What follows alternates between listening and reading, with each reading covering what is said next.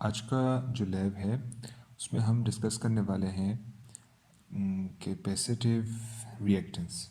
Capacitive reactance जो है ये रेजिस्टेंस है, एक एम्पीडेंस है, लेकिन ये टिपिकल रेजिस्टेंस से थोड़ा सा डिफरेंट है। ठीक है, its equivalent ohmic value of the capacitor. इसको हम रिप्रेजेंट करते हैं विद एक्स सी।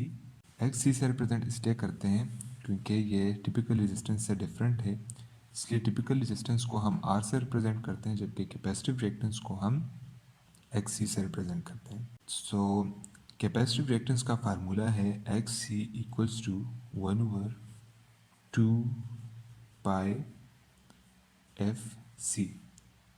फिर हमारे पास 2 पाई एफ जो है ये ओमेगा के इक्वल है, तो एक्स सी को हम लिख सकते हैं x C equals to 1/ओमेगा C.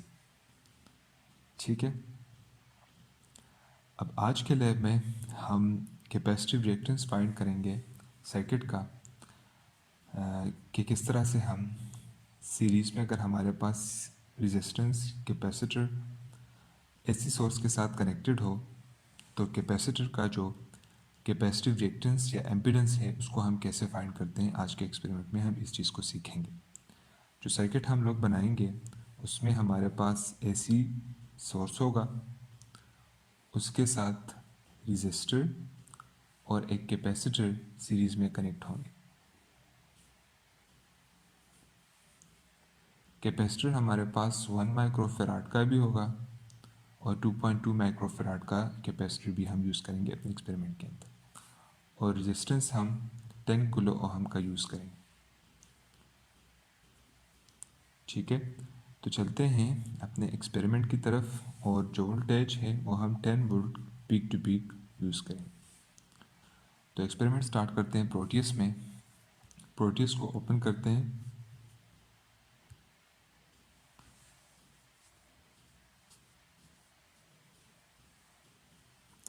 Proteus open होने के बाद आप लोग नया प्रोजेक्ट इसमें स्टार्ट करेंगे। उसके लिए आप लोग क्या करें, यहाँ पे जो स्कीमेटिक कैप्चर का जो बटन है उस पर क्लिक करें। तो क्लिक करने के बाद आपके पास स्कीमेटिक ओपन हो जाएगा। इसमें हमने क्या करना है, जो सर्किट हमने अभी बनाया था वाइट बोर्ड पे, उसको हम यहाँ पे डिज़ाइन करेंगे प्रोटियस के अंदर। हमें चाहिए रजिस्टर, तो रजिस्टर को यहाँ पे अपने इस कैप्चर के अंदर लाने के लिए हम यहाँ पे पी जो लिखा हुआ है डिवाइसेस में, इस पर क्लिक करते हैं। यहाँ पे रजिस्टर टाइप करें सर्च बार में और एंटर करें।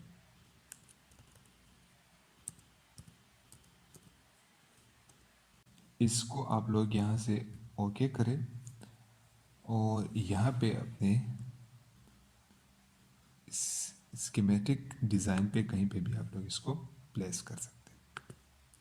बाय डिफ़ॉल्ट आपके पास 10 किलो ओहम का रेजिस्टेंस होगा और हमें चाहिए भी एक्सपेरिमेंट के लिए 10 किलो ओहम का रेजिस्टेंस, तो इसकी वैल्यू आपके पास अभी फ़िलहाल ठीक है।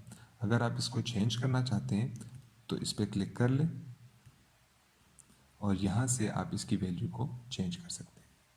इसी तरह दूसरा जो हमें जो चीज़ चाहिए है सर्किट को पूरा करने के लिए वो है कैपेसिटर। पी पे क्लिक कर दिया, सर्च बार में कैपेसिटर को सर्च कर दिया। ठीक है, ये कैपेसिटर का पीसीबी प्रीव्यू भी आ गया। इसको आप यहाँ से ओके करें और अपने सर्किट में कहीं पे इसको जहाँ आपको ज़रूरत है प्लेस करें। ठीक है, ये हो गया 1 माइक्रोफेराड का कैपेसिटर। नेक्स्ट हमें चाहिए फंक्शन जनरेटर, जो कि एसी वोल्टेज देगा हमारे सर्किट को, और साथ में हमें एक ऑसिलोस्कोप की ज़रूरत है जिस पे हम आउटपुट को ऑब्जर्व कर सकें। तो इन दो चीज़ों को अपने सर्किट में डालने के लिए हम यहाँ पे आते हैं। यहाँ पे ये जो प्रो मोड के नीचे जो बटन है इंस्ट्रूमेंट्स का, इस पर क्लिक करें। इसमें आपके पास सिग्नल जनरेटर भी है और टॉप पे आपके पास ऑसिलोस्कोप भी है। ये दोनों चीज़ें हमें चाहिए, हम इसको अपने सर्किट में प्लेस करते हैं।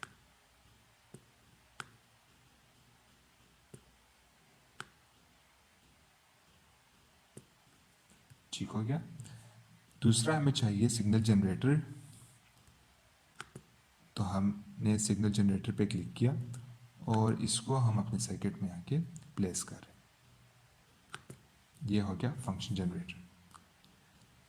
अब हम क्या करते हैं, हम वापस जाते हैं कंपोनेंट मोड में और यहाँ से फिर इन सारी चीज़ों को आपस में कनेक्ट कर लेते हैं।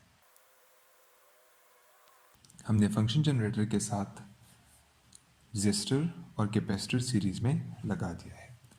हमें सर्किट को कंप्लीट करने के लिए इसको ग्राउंड करना होगा। ग्राउंड करने के लिए आप लोग आएंगे टर्मिनल मोड में, और टर्मिनल मोड में यहाँ पे नीचे से 5वें नंबर पे ग्राउंड है, इसको क्लिक करें और अपने सर्किट में प्लेस करें।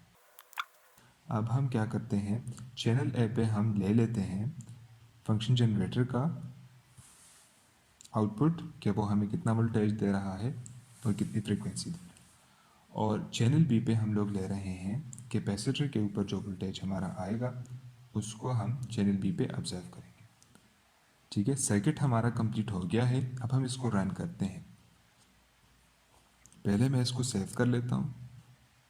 इसको मैं नाम देता हूँ कैपेसिटिव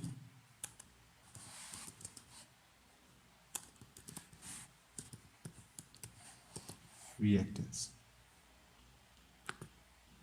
सर्किट मैंने सेव कर दिया। अब मैं इसको रन करता हूँ। रन करने के लिए आप प्ले के बटन पे क्लिक करेंगे तो आपका सर्किट जो है वो रन हो जाएगा। ऑलराइट, अब ये हमारे पास फंक्शन जनरेटर के नॉब्स हैं और दूसरे साइड पे हमारे पास ऑसिलोस्कोप का प्रीव्यू है। हमें क्या चाहिए, हमें चैनल ए और चैनल बी चाहिए। चैनल सी और चैनल डी की ज़रूरत हमें नहीं है, तो हम इन दो चैनल्स को सी और डी को हम यहाँ से इस बटन से ऑफ कर देते हैं। ठीक हो गया। अब चैनल बी को हम सेंटर पे ले आते हैं।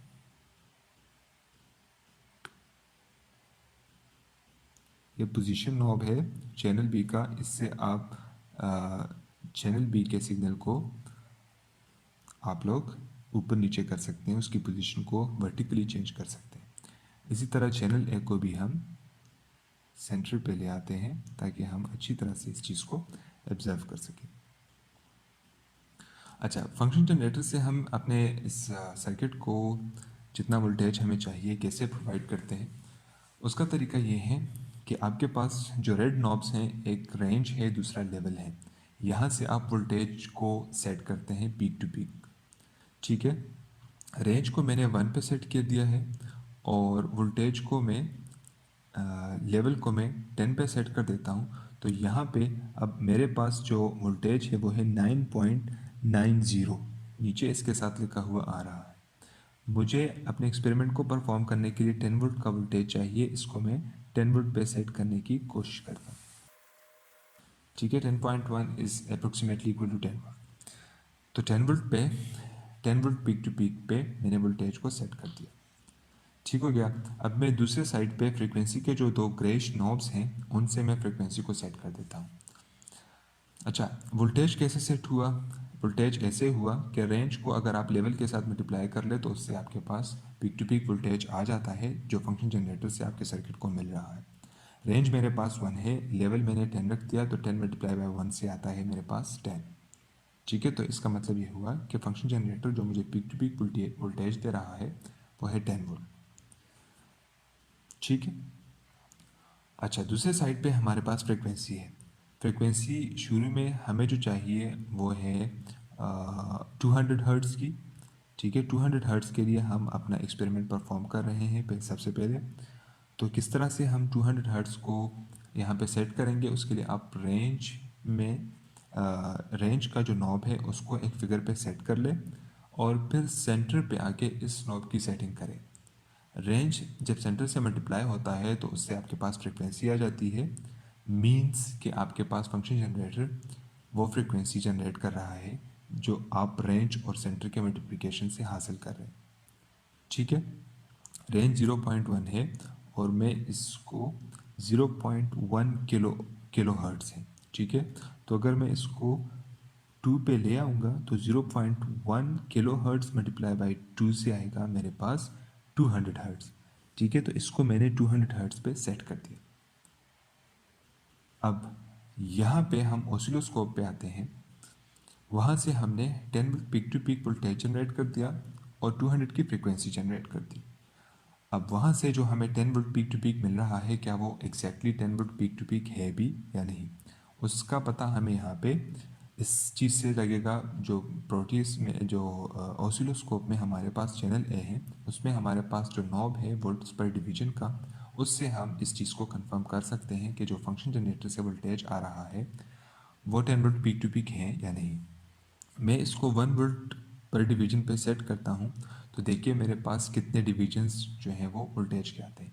1 2 3 4 5 6 7 8 9 10। इसका मतलब ये है कि फंक्शन जनरेटर से हम 10 वोल्ट का peak to peak 10 volt peak to peak का वोल्टेज जनरेट कर रहे हैं। ठीक है, अब हमारा जो सबसे पहला स्टेप है एक्सपेरिमेंट में वो हमारा ये है कि हम सबसे पहले I source peak to peak find कर दें। उसका तरीका ये है कि आप ओहम लॉ को यूज़ करें और I source peak to peak की वैल्यू फाइंड कर लें।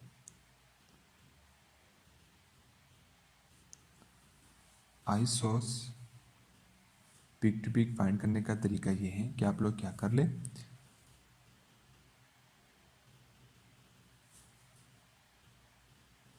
वी पीक टू पीक को डिवाइड करें रेजिस्टेंस पे। यहाँ पे उसकी वैल्यू है, वी पीक टू पीक की वैल्यू है 10 और रजिस्टर की वैल्यू है 10 किलो।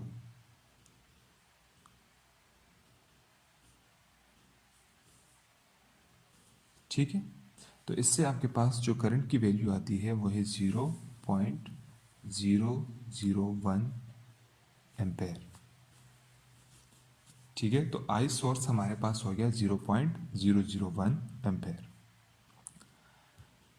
नेक्स्ट हमें चाहिए कैपेसिटर का वोल्टेज।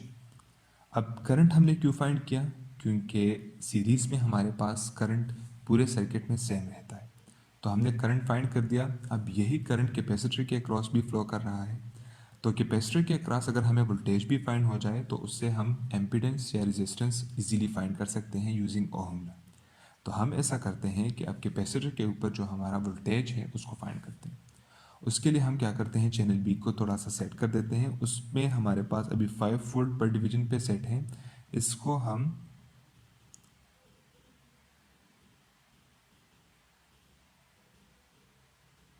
ओके इसको मैंने सेट कर दिया 0.2 वोल्ट्स पर डिवीजन पे। 0.2 वोल्ट्स पर डिवीजन सेट है और टोटल डिवीजन हमारे पास है 1 2 3 4 4 डिवीजन है और 0.2 वोल्ट पर डिवीजन है। तो 4 मल्टीप्लाई बाई 0.2 से आता है 0.8। इसका मतलब हुआ कि कैपेसिटर के अक्रॉस जो हमारा वोल्टेज है वो है 0.8 वोल्ट।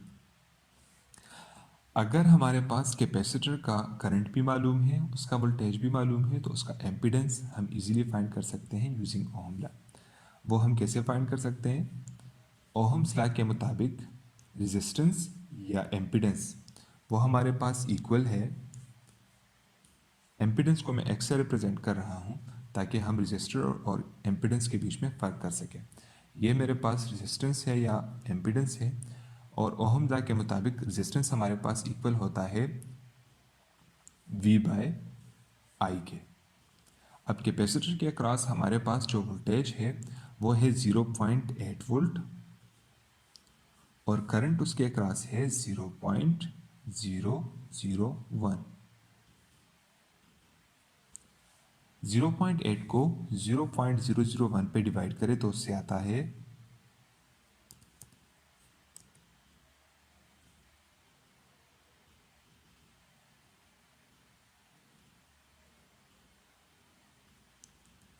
उससे आता है 800। इसका मतलब ये हुआ कि थ्योरेटिकली अगर हम अपने सर्किट का एम्पीडेंस फाइंड करें तो वो हमारे पास आता है 800 ओहम का। अब क्या 800 ओहम का जो एम्पीडेंस हमने फाइंड किया है ये सही है या गलत है? इसको हम एक्सपेरिमेंटली कैसे प्रूव कर सकते हैं? उसका तरीका ये है कि हमारे पास जो फॉर्मूला है, एक्चुअल फॉर्मूला जो है किस चीज़ का, कैपेसिटिव रिएक्टेंस का, वो है